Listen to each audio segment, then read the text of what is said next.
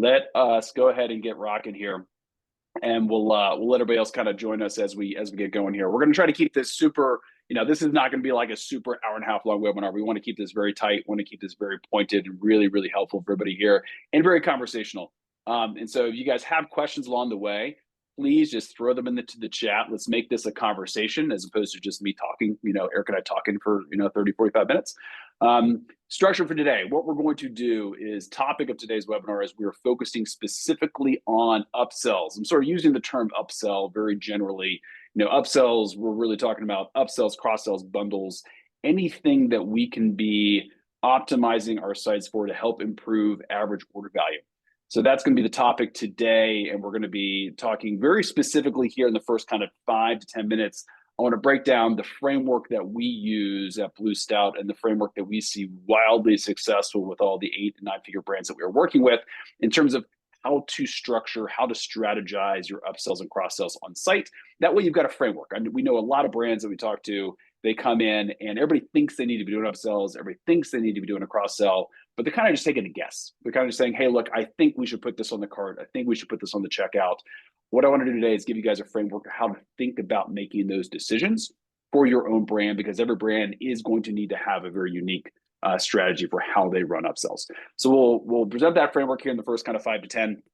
And then Eric and I are going to do some live teardowns, looking very specifically at a few brand sites, looking at how they run upsells, and sort of just talking through some of the pros and cons that we see with how they have run their setups and how we would recommend doing them differently, or just calling out things that we see that brands are doing really, really, really well.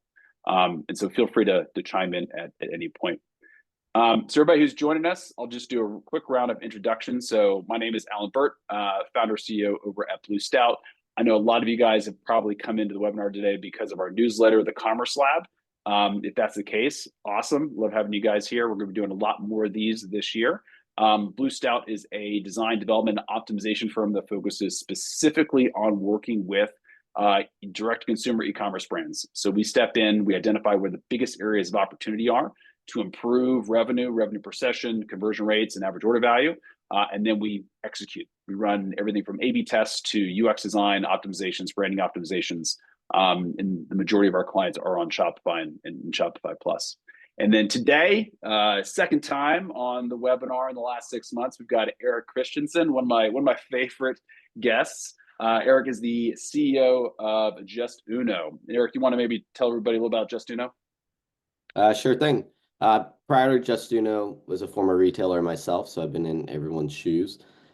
We then since launched Just Uno 15 years ago, where our entire focus has always been how do we engage with our website visitors to convert them either into a lead or into a sale.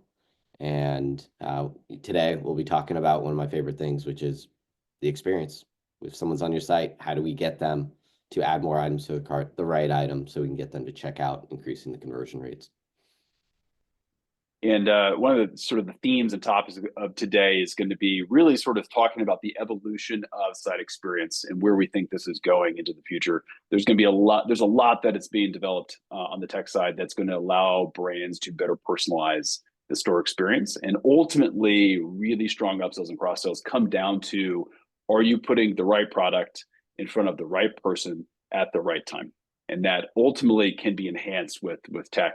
And better tech. And so we'll talk a little about sort of where that's going in the future as well. All right, so let me share my screen here. And what we will do is we will go ahead and just jump in. And I'm not going to bore you guys with a ton of slides here. But what I do want to do, Eric, are you able to see that on your side? Yep.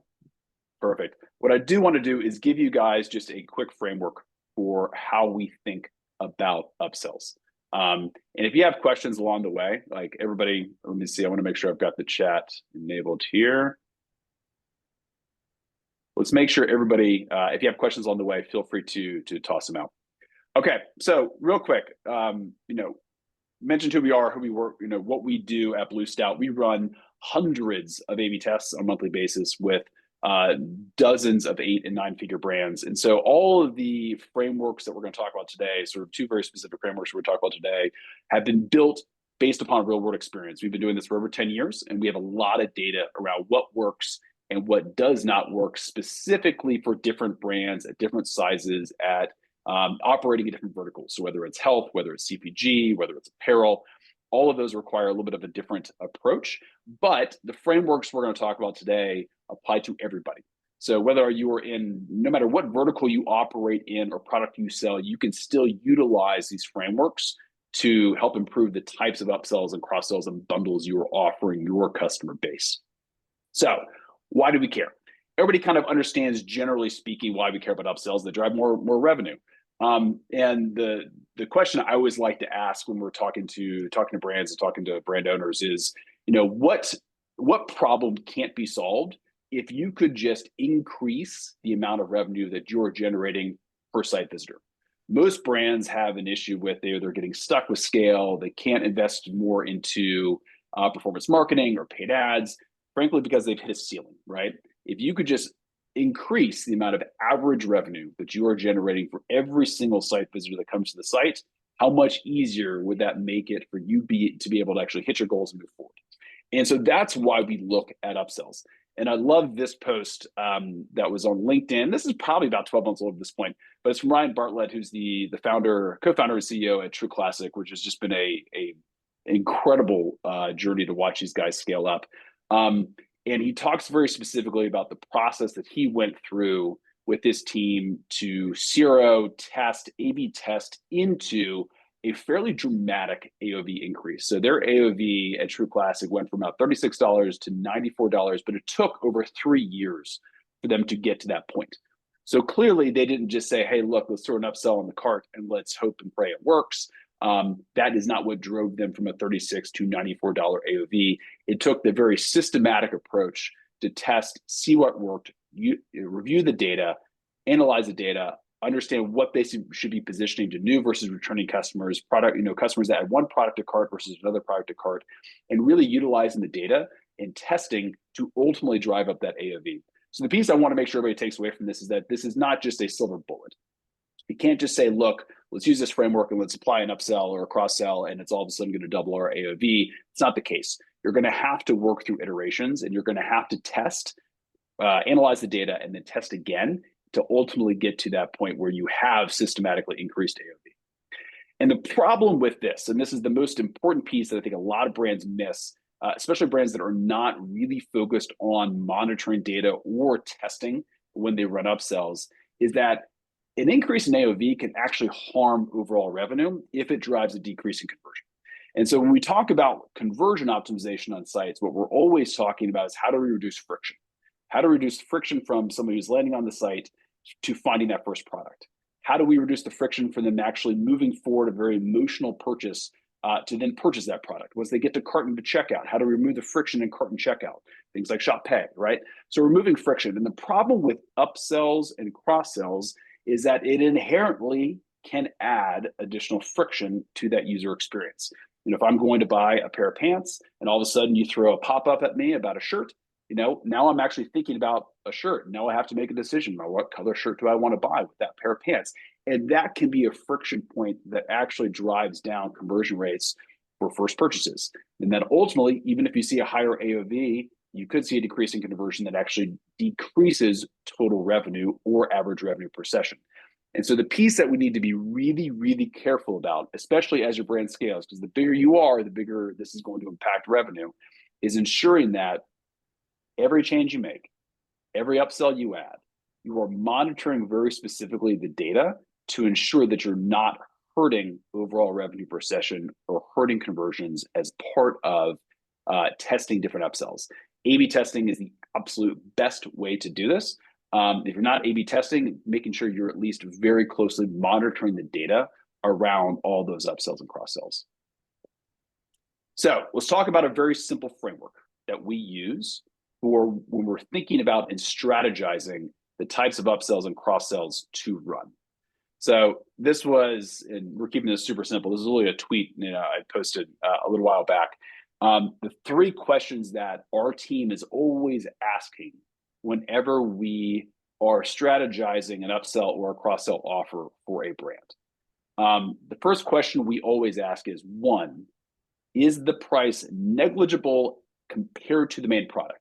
So let's say I'm buying a pair of shoes and you're upselling me on a handbag that is the same price. That's going to require a certain amount of barrier to purchase, because that's a big price barrier to add another high price point product to cart.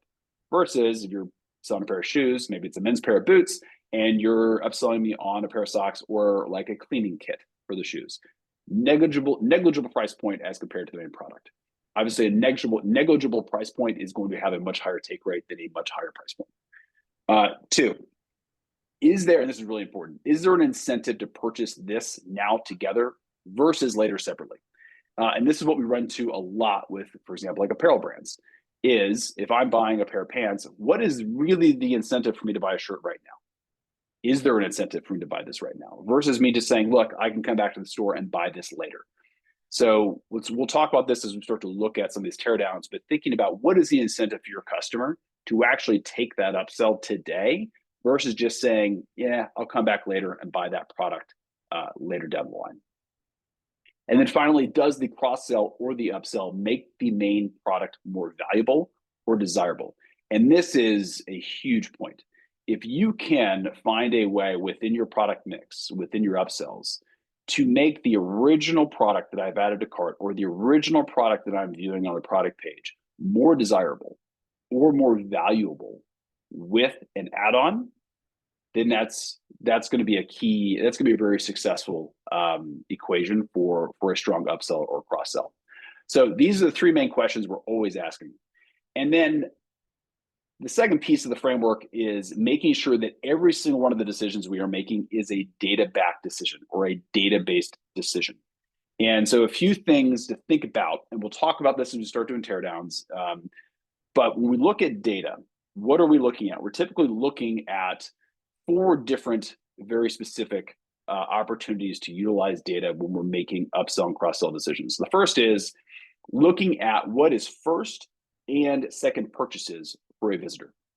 And that could be by channel, right? That could be, depending kind of on if you have different ICPs. But the idea is look at the data for somebody who comes and buys one product. They come back to the store on their second, third, fourth visit, whatever it is. What is their second purchase?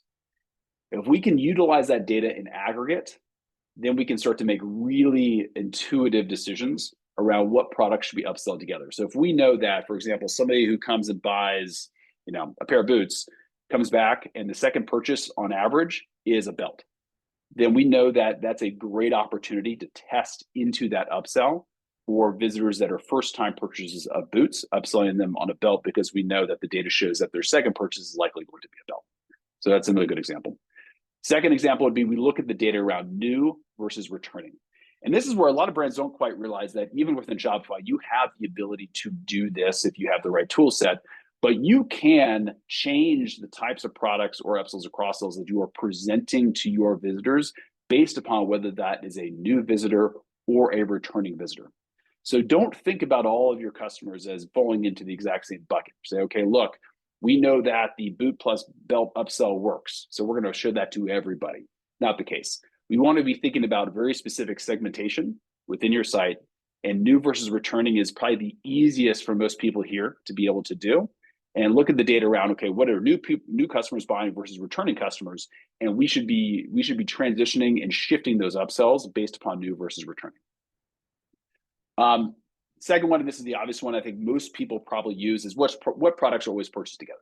So if you guys see just very clear data that shows that these two products are always purchased together, or most of the cases are purchased together, great opportunity to test that as an upsell. And you'll hear me say test because I will continuously test. At the end of the day is that we're always just these frameworks are the starting point. This is the assumptions to start from, but you always want to be testing into this. And then the final piece is less of a data-backed decision, but it's more around the idea of bundles. Bundles are a fantastic way to drive up AOV and revenue per session. We always recommend systematically testing into bundles. And so what do I mean by that? What I mean is, let's say we have a theory that these 3 products would make an excellent bundle together.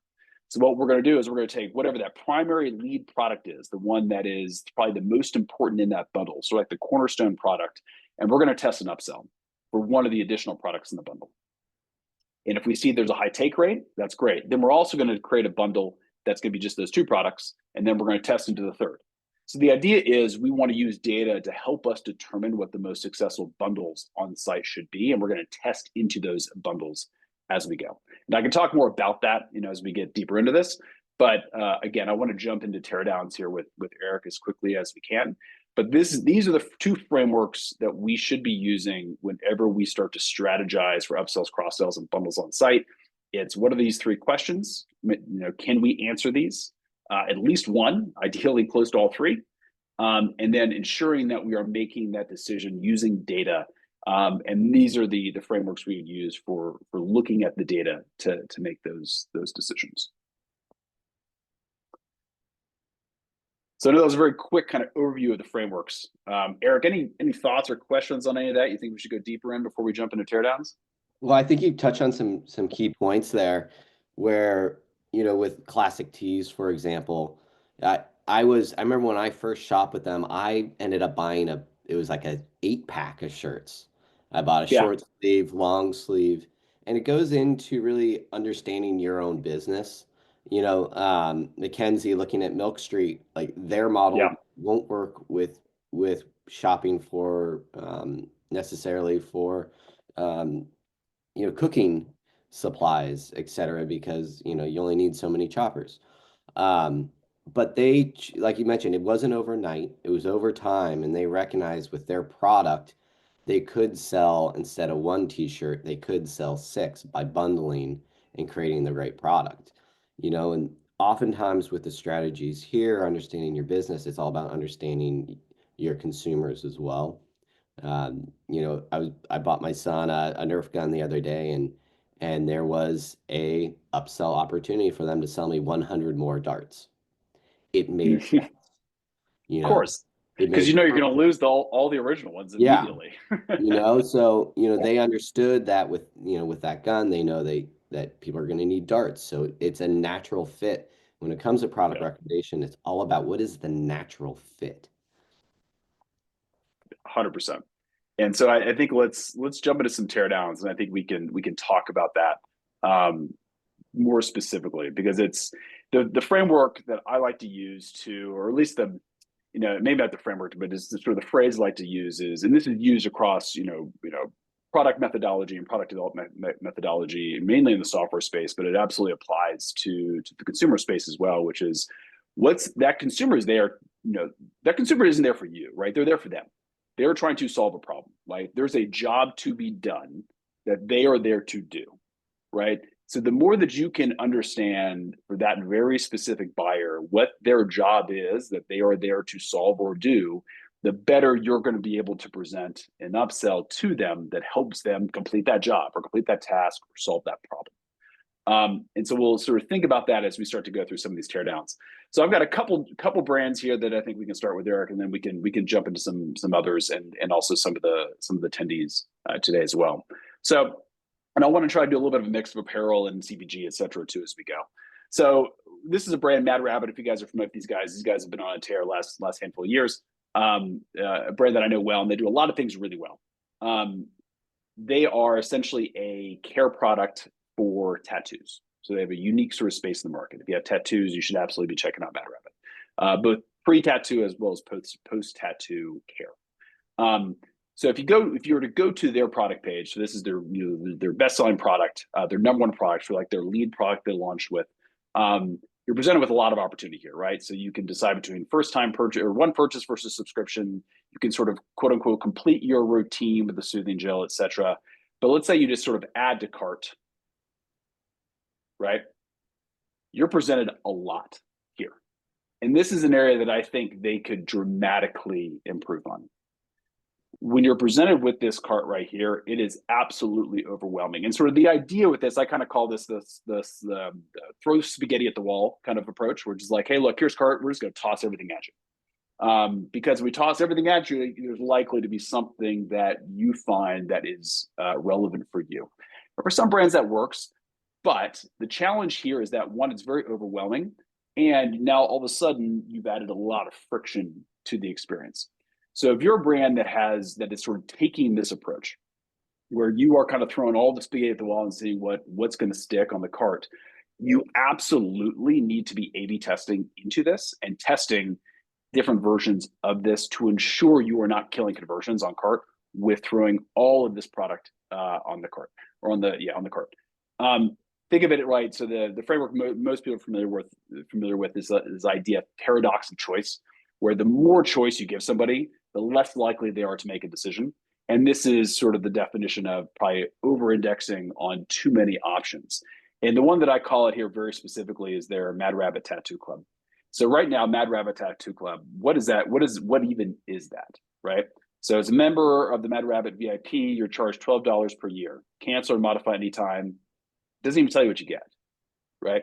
And so this right here is wildly confusing to anybody who is not familiar with the brand. So now, if you're running this as a very segmented opportunity where only returning visitors that you know have visited the Mad Rabbit Tattoo Club page get presented this, that's different. But that's not the case here. This is being presented to everybody. So this is a great example of how not to upsell, because you're not even explaining what it is. They're also not answering my number one question, which is how much is shipping going to be? I see the free shipping, but yeah. So you're $12 away from free shipping. Yeah, but you're exactly right. Like right now, if I just go move forward with this, what is my cost? Yeah. It goes into understanding consumers too. Like I would love to buy this for my brother-in-law. I don't care about being a member, but they don't know that about me. Question to the visitors here. If you went to madrabbit.com, when I added this item to the cart, I got 2 pop-ups as well. Yeah. I did too originally.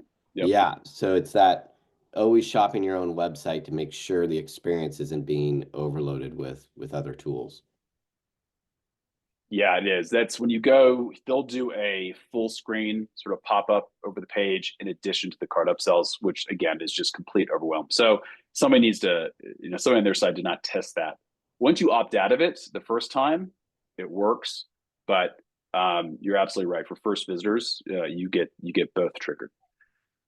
So if we were to optimize this, how would we change the approach? So one, this actually might end up being a really solid approach for them, but we would want to test into this. So we would test first adding, upgrade to subscription. Then we would test adding the tattoo club. Then we would test adding additional products to add.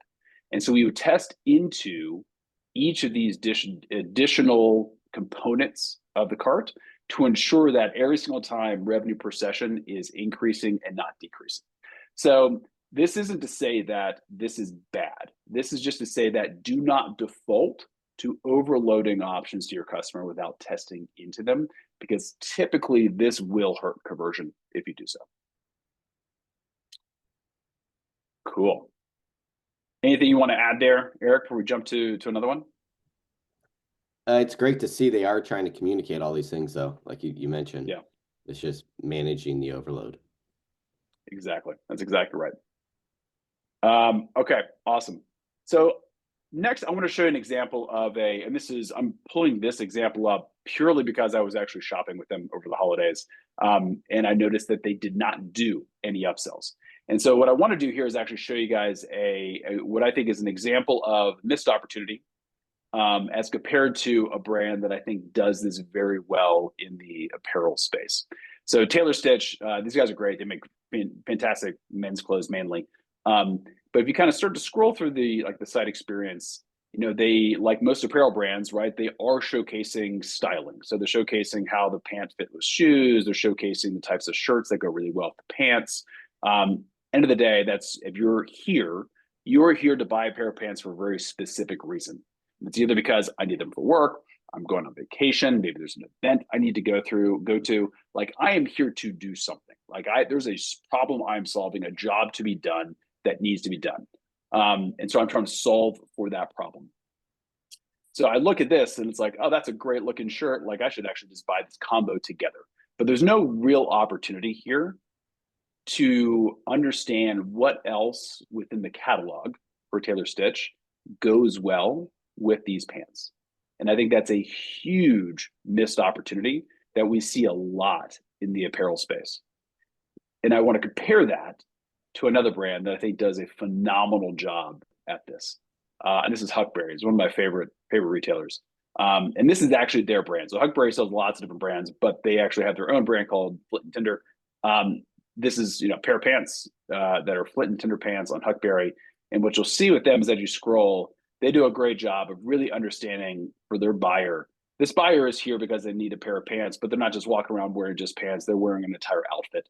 So they actually provide a number of different styling recommendations for each for these pants. And you'll see right now this is two, but a lot of the products will have like 3 or 4 different sort of styling recommendations. And you click on that, it automatically gives you the ability to view those products. Now, I think an ideal upsell cross sell is you can literally just add this to cart, but the reality is that you have to choose sizing, etc.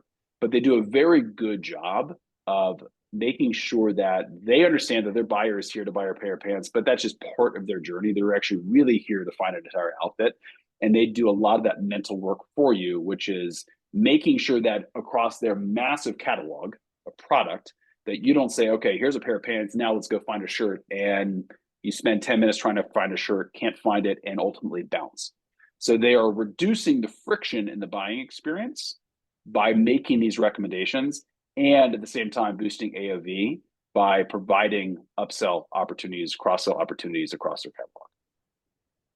What I think when I see this, other than that's awesome, is this is retailing 101. And merchandising is for in-store brick and mortar, there's entire teams that focus 100% on merchandising the stores. Yes. And that is the approach we want to ingrain into digital marketers when it comes to e-commerce, is think about that in-store experience. How can you replicate it online? It's exactly right. But the beauty of this too is, I would even take that a step further, is that you want to replicate that online, but what I would say is what the future of this is really saying, like, what you want to replicate is like the personal shopper experience, where it's like you go to retail and it's somebody who knows you, knows what you've bought in the past, knows your sizing, and then makes recommendations based upon the data they have about you as a buyer. And that's very difficult to do on an individual level right now. But everybody here can start to move towards that level of personalization just by understanding the data around purchase decisions and merchandising right now. So, think of it as like, hey, how do we replicate retail? But then how do we take that next step even further and go, how do we start to personalize the shopping experience to be closer to me shopping, or like me as a brand offering products that are very specific to you as a buyer? Because we know what channel you came from. We know that if you're looking at these pants, people are typically buying this other thing with these pants, right? We know that you're returning, which means you bought from us before, and we know that returning visitors typically buy X. So there's different data points that you already have at your disposal that you can start to utilize to move your site experience towards personalization, even if it isn't like ultimately one-on-one personalization. One of the 4 quadrants you highlighted, return visitors, is a key one earlier in your deck. And that's where next time you come back to Huckberry, having that recently viewed items carousel on the homepage to make that experience easier for you to get to those products is another great example of just things that digital marketers can do to engage with their visitors. 100%. Yeah. Mackenzie actually asked an interesting question, so I want to address it before we move on. But so Mackenzie asked, for the personal shopping experience, have you seen live videos work? So, for example, if we had some of their known talent explaining products, not necessarily like related to the product page they're on, but like, does that personal shopping experience feeling help? And that's a great question. And so the answer is, I don't see a lot of brands doing that right now, but the brands that we have seen doing it, that do it well, absolutely helps. In fact, we were actually working with a brand, a couple of years ago, where their entire business model was live, almost like QVC style presentations. And that was their bread and butter, and it absolutely crushed. And they had a huge catalog. So for large catalog brands like Mackenzie, I know you do, I think that's a very interesting approach to think about this sort of like live video or video sort of talking through the product. I would not, that's an addition, right? Because that also requires friction. It requires somebody to sit there, it requires somebody to watch a video, it requires somebody to take the time to do it. So if you don't do that yet, I wouldn't say drive everybody into that to begin with. I'd say test it. Find a few products, kind of look at your kind of leading catalogs, leading sales products, and see if incorporating that actually drives higher conversions and higher revenue per session before you lean too heavily into it. But I think it's a very interesting idea. But I mean, we're going to be, we're entering the world of AI where this is all going to start to change very quickly in terms of being able to answer key questions about products. I know I was talking to a retailer the other day where just simply being able to answer somebody's key questions about a product in a live chat, all of which the data is available on site, but it keeps it stops somebody having to read through all the individual details and bullet points and all the sort of expandable accordion fields, etc. But AI agents that can actually answer key questions about a product on that product page is going to also help provide a more personalized experience, and that's coming very, very, very quickly. All right, so this was a great example I wanted to share. I'm going to share one more, and then I think let's jump into some teardowns of folks that have actually showed up on the webinar today. So another brand Needed. These guys are a sort of, it's prenatal but also postnatal supplements and health. And when you're thinking through opportunities, and I know these guys well, and we did some work for them to help test into this, and so this is why I can speak to it. This is a good example of how you start to test into offering bundles. I mean, ultimately, look, everybody here wants to, if you could sell, a bundled product, that basically triples your AOV, like why wouldn't you do it, right? It's a bit of the, kind of the ultimate objective in e-commerce is how can we get somebody just to buy a massive basket of product, and a bundle is really just the easiest way to do that, assuming you can get somebody to opt into it. And so in this particular case, what we did for Needed is we used very specific testing, kind of like like a roadmap and tests where we were saying, look, this is a lead product that we see customers buying first. Then we said, okay, we know that if you're buying this, you likely need this other product. So let's test into that upsell.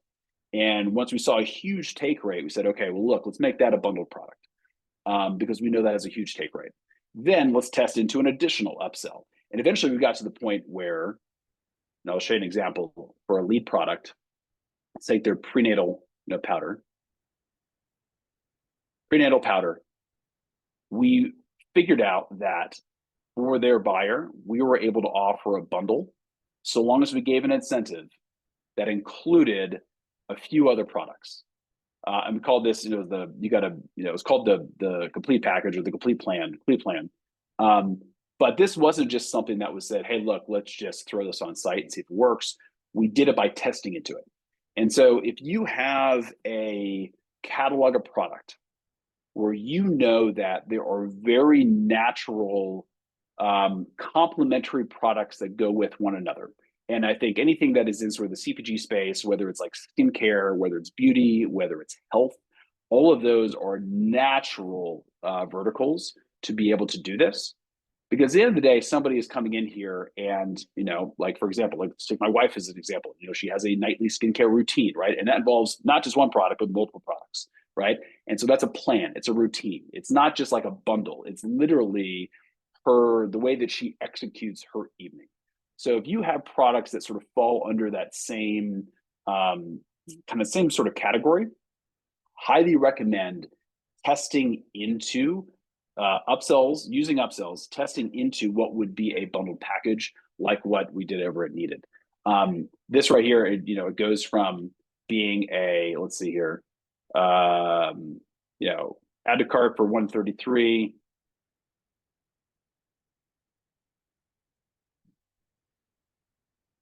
Let's see here. I think I did that wrong, but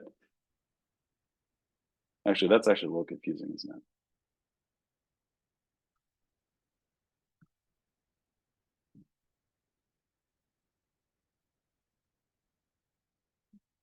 Well, that's actually, I don't like that. I don't like that upsell.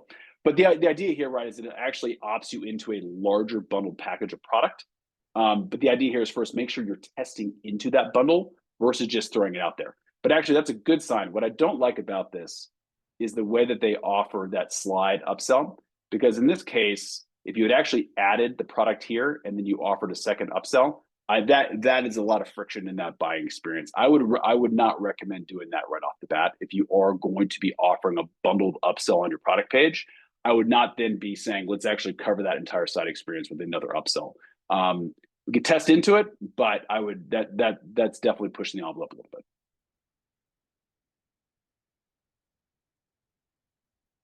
Eric, any thoughts on sort of bundled products or your experience sort of running or launching bundled products with brands at Just Know?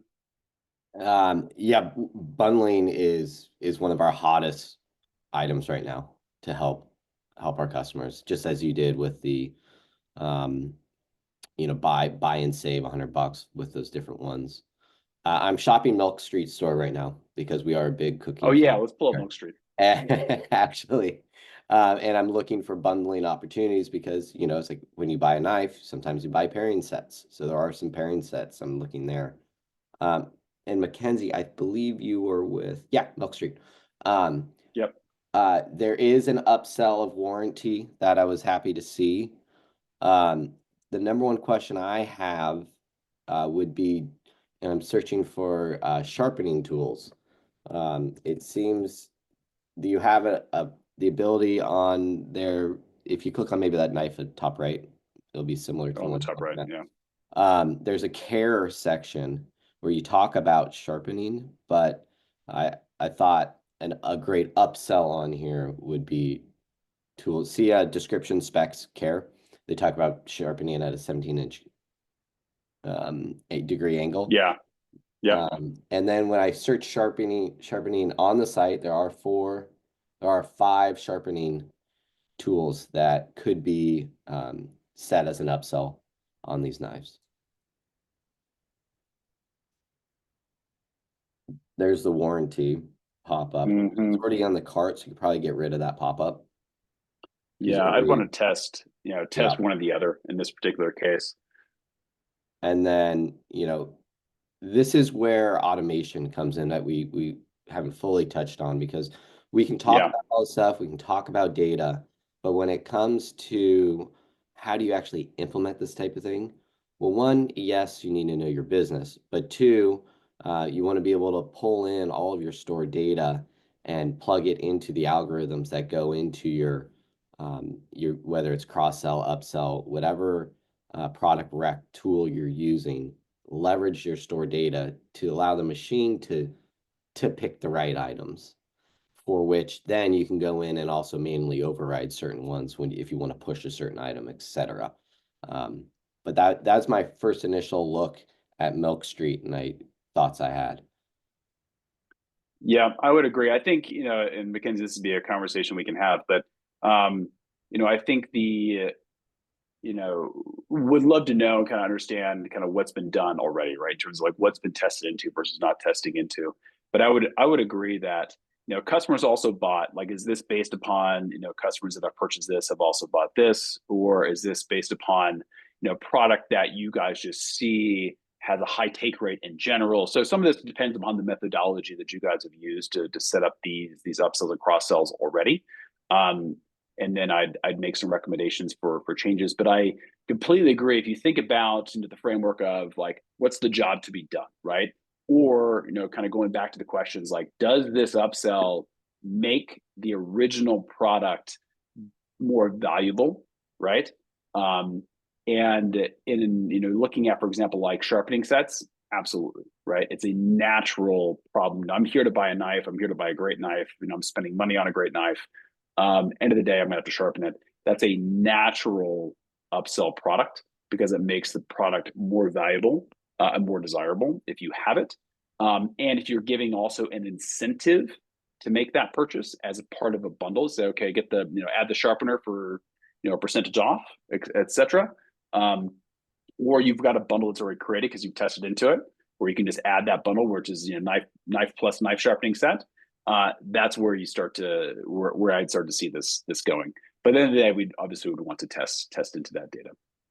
And whatever tool you are using, as we look at this visitor segment of visitors that engage with whatever product recommendation tool algorithm we're using, what can we learn about this group? What percentage of your traffic are they?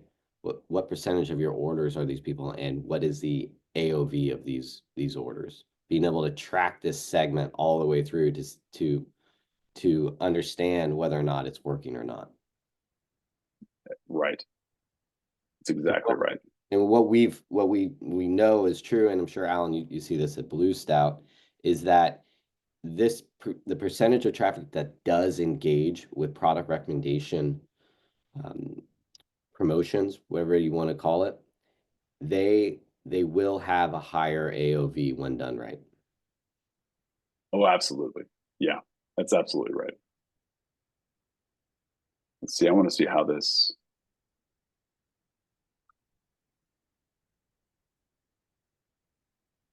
It is interesting that it says color here. I'm not quite sure I'm understanding. So I have to click color, then I click add, but there is no sort of prompt to choose a color. So that is something I would also look at, Mackenzie, is kind of understanding what's triggering that. I would assume that so you can, there's probably different colors of aprons and things like that. I'm assuming that's what's for, but there's some functionality that doesn't seem to be triggering. All right, cool. Let's take a look at, let's see here, who else has offered tribute here? Espresso Parts. We'll open up this one. Jerry. Yeah, this is, so I think in your category here, Jerry, like there's going to be a ton of opportunity for upsell, cross-sell bundles, right? Like, you're selling, pieces and components that are part of a ritual, right? It's literally making espresso in the morning. And so there's going to be very, very, very natural, bundle, upsell, cross-sell opportunities. If there is, let's see here, let's just pick right here because it's right up front. What do we have going on here? So we do have frequently bought together, which I think is good. It's a good starting point to say, look, these are the products that are frequently bought together. I think while that is a good starting place and a good starting point to begin with, I would want to know, or as a buyer, like, I'm here because why, right? Am I replacing a piece? Is this a replacement? Is this because it's better than the one that I already have, right? So kind of start with the framework of why is your buyer here? Why are they buying this very specific part from you? And then starting to look at your upsell or cross sells based upon those jobs that are there to be done, right? So, and I'm going to butcher all the terminology here, but I guess this would be it's either a filter or a disc. That makes absolute sense. I would even be looking at like a package of those, right? So a couple of those for different, like 1 versus 2 shot. Kind of leaning into testing different types of upsells that are simpler than just showing the ones that are frequently bought together is where I'd begin.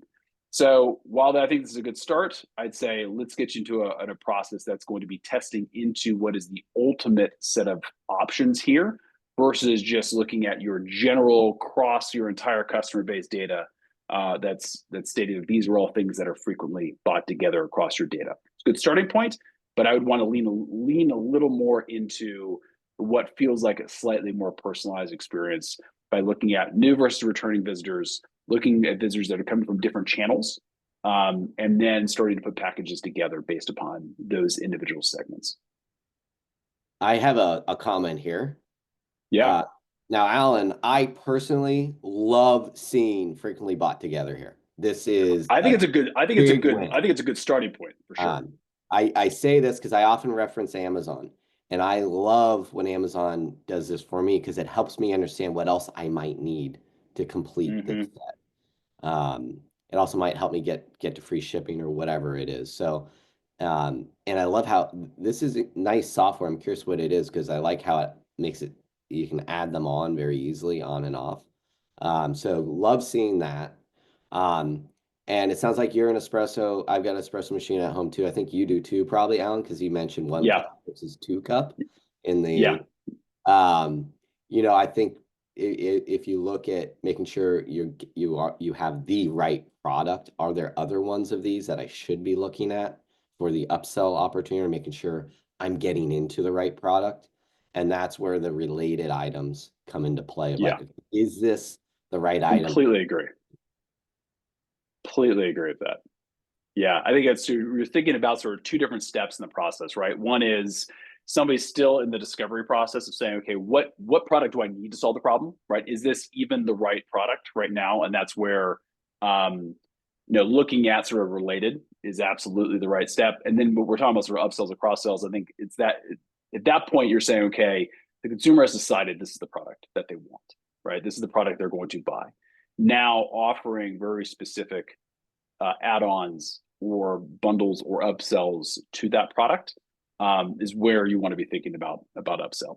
So, and it's not to say, and don't get me wrong, I frequently bought together is great. I think it's a great starting point. I think we should actually, let's go ahead and add to cart. Let's see what happens when you add to cart here. So I don't want to, okay.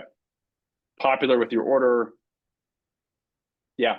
This would be a scenario where we just want to ask a question, right? Where we go, what's driving these recommendations? Is it purely just what has, across your entire customer base, you've seen be purchased with this product? That would be, so I'd have a question maybe about the foam spin. I think the tampering mat makes total sense, right? Because you've got to tamper this. So that is feels like a very natural upsell cross sell. I'd be wondering what's driving the data here. Probably feels like it's just a sort of a mass data point around, okay, what do we see, that's been added to cart with this product in the past enough times. So I think that'd be the question we'd have is what's driving the algorithm here. So, I'm good. Let's see what happens on cart. We have an awesome new example with rain paste added in. Lots of bundle things happening, and also I love this is a product I actually have in my house in the chat.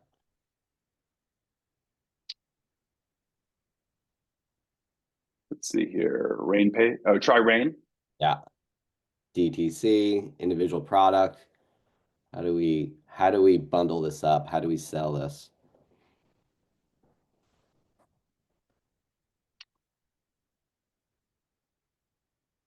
So the question is, individual product. How do you run upsell, cross sells, or bundles on an individual product? Is that the question? Well, click try rain now, CTA. Okay. Michael, by the way, we can thank my wife probably on this one.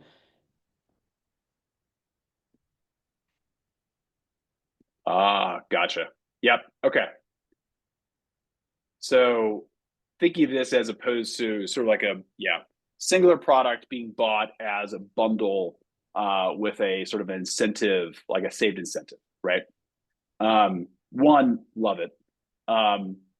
There's ultimately testing into this, and I know that's sort of the answer I keep giving, but in this particular case, we'd also want to be thinking about there's a number of factors taken into account here. One is it is a consumable product, right? So you're going to run out. So we're really want to be looking at cohorts around lifetime value. So somebody who buys a product,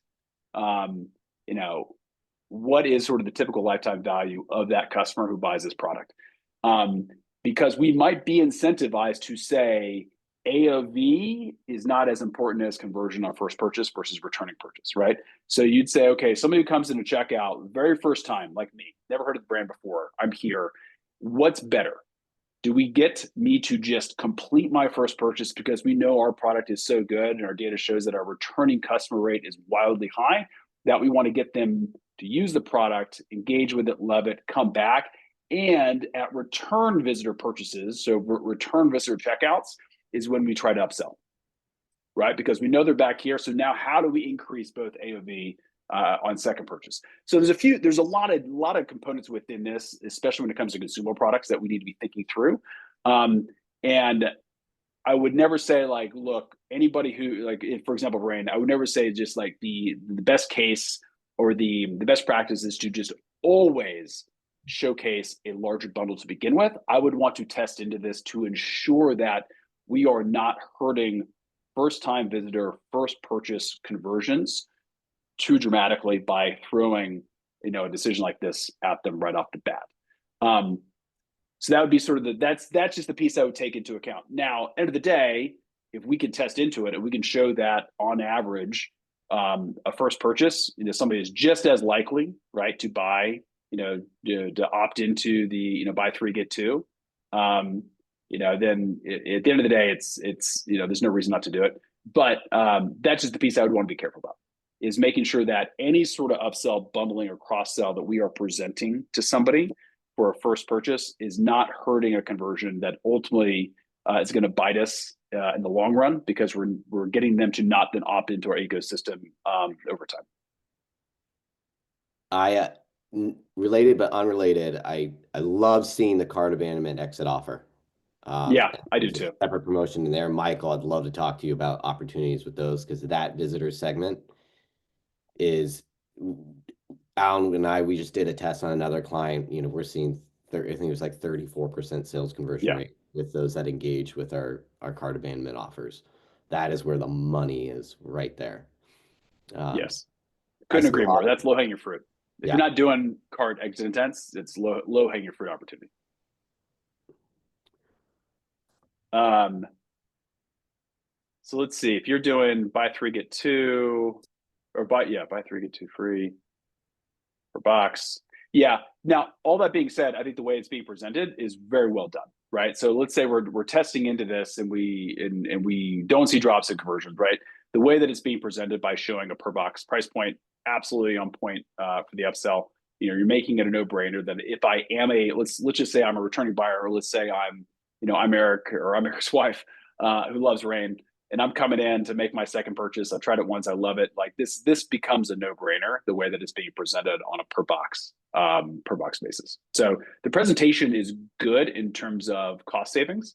And you're absolutely taking the right approach in terms of how do we boost AOV with a singular product. So all of that is good. Literally the only piece I'd want to talk about is, let's think about first-time buyers. Let's make sure we're not killing conversion somewhere with a first-time purchase by offering them the upsell at checkout. There's still a lot of great things here in terms of, we look at enough sites, like this site has a feel of how sites kind of used to be pre-Shopify, in a sense, like it's a one-page checkout. It's very simple. You can kind of get everything that's going on. I did notice from our CRO routes, Alan, there is this optional order upgrades, which in the breadcrumb nav there up top, which doesn't make sense because it is a one-page checkout. And these, I love to see these forms on the right shrunken down, so you could get down to see the, this needs to get, we need to bring that smaller. I just feel like, knowing this brand, such a high quality brand, well known, there's some opportunity, low hanging fruit just on this page alone, I think, to increase conversions. Yeah, I think if we're talking about conversions, I think there's a lot that I would tear down on here as well, especially when you're looking at a product like this that is anything that's going to ultimately affect another product, like your clothes, right, or skin, right? Like I know a lot of people have allergens that are specific to to detergents and things like that. There's a lot here that I would want to be doing to reduce perceived risk of first purchase, especially if I am a first-time buyer here. Some of this is happening, but there's also a lot of noise going on here too. So I think there's an opportunity to sort of clean up the experience that's going to drive a better conversion. Again, there's just a lot here that I have to do. Also, a lot of details I have to give here. One of the benefits of working with like a Shopify and Shop Pay, right, is that we can reduce a lot of this friction in the checkout process. So there's a lot here I'd want to talk about from a conversion focused standpoint. But I think if we're talking specifically upsells, bundles, again, I think the concept here is good. I think the presentation can be cleaned up, a little bit easier to read. I think it's a little busy, but the idea is right. And again, I think the only caveat I'd give to all this is I would want to look at your first purchase data. First, your first time consumer purchase data, and just make sure that offering this versus offering just a singular product or a more simple product is not hurting first time conversions. because we know if you have a great product, people are going to come back and keep using it. We want to get people to opt into that first purchase as a high of a conversion rate as we can to ultimately optimize for lifetime value. Cool. All right, Eric. I think we're about at the hour, so I'm gonna wrap things up here because I don't want this to drag too long for everybody, and we're gonna do more of these in the future, guys. So we're gonna go ahead and wrap things up today. For everybody that was on here, everybody who signed up, we will be sending the recording of this once we actually compile it and pull it all together here this week. So look out in your emails. If there's somebody else in your team, somebody else you want to share this with, please do so. And the last thing I'll make, just a quick offer that we make on our webinars for everybody who actually attends. If you want our team to take a look at your site, whether it's to focus on conversions, usability, focus on areas of opportunity to present upsells and cross-sells, we are offering a 50% off our full store analytics audit for anybody who attends our webinar. So if this is something you are interested in, more than happy to talk to you about it. You can just book a call with our team. Just go to bluestout.com/strategy, and we will get on the phone. We'll take a look at your site. We'll make sure there's opportunity, and if there is, we'll talk to you guys about doing a full analytics and site audit. And if you're here, you can get that at 50% off. So that's all I've got. Eric, anything else you want to throw in there? Jerry, just so you know, we have a 15-day free trial for checking out our pop-ups. I see you mentioned you're looking for something other than Candy Rack. Please check it out. Highly recommend it. We've done this with brands where we've signed them up for the trial and they see revenue generation right off the bat, and it's a no-brainer. So I highly recommend, if you're not doing cart abandonment, check out a cart abandonment banners and pop-ups, low-hanging fruit opportunity. Awesome. Cool. All right, Eric, man, great having you today. This was fun. We'll Yeah, go and wrap this one up for everybody. I love getting into the retail trenches. So thank you everyone for posting your links. Thanks, guys.